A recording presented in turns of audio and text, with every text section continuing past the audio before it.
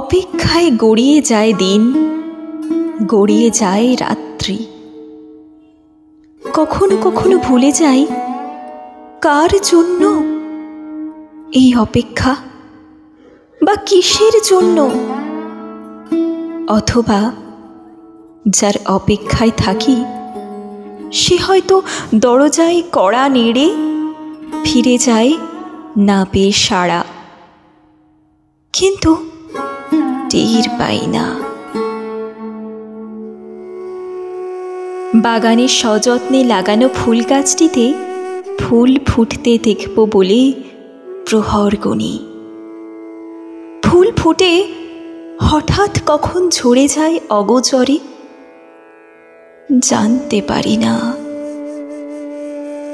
উদাসীন বাতাসের মতো মধ্যবিত্ত ভাবনাগুলো বয়ে যায় এলোমেলো, কার্যকর হয় না কোনো সিদ্ধান্তই।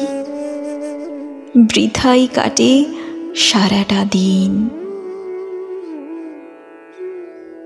স্নিগ্ধ আলোর রেণু ছড়িয়ে সন্ধ্যার আকাশে যখন একটি দুটি করে ফোটে তারা,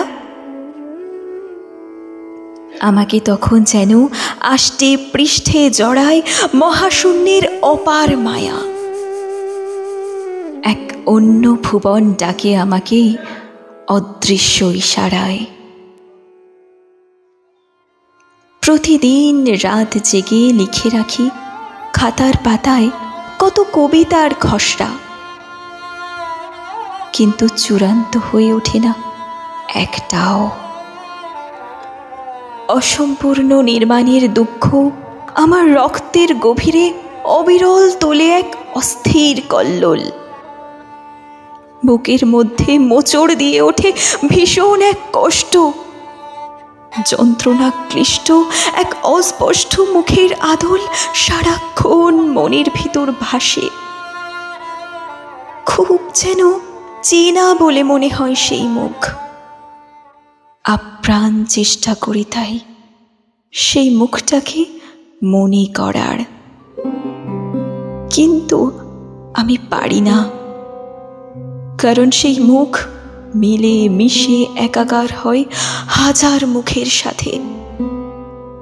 কেবল হাতরাস, উন্নাও কিংবা কলকাতা নয়, ভারতবর্ষের বিভিন্ন শহরে গ্রামে প্রত্যন্ত প্রান্তরে নির্যাতিতা, ধর্ষিতা ও নিহত সকল নারীর মুখের কোলাজ থেকে উঠে আসা কোনো একটি মুখ,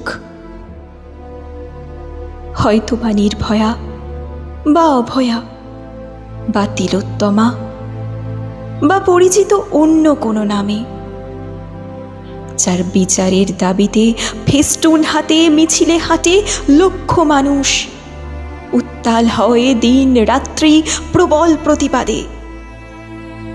যদিও বিচারের বাণী নিভৃতে কাঁদে এক স্বতঃসিদ্ধ নিয়মে। বুকের ভিতর যেন সায়কবদ্ধ একটি পাখি ডানা ঝাপটায়। এক নিদারুণ যন্ত্রণায় আমি যেন নীল হতে থাকি।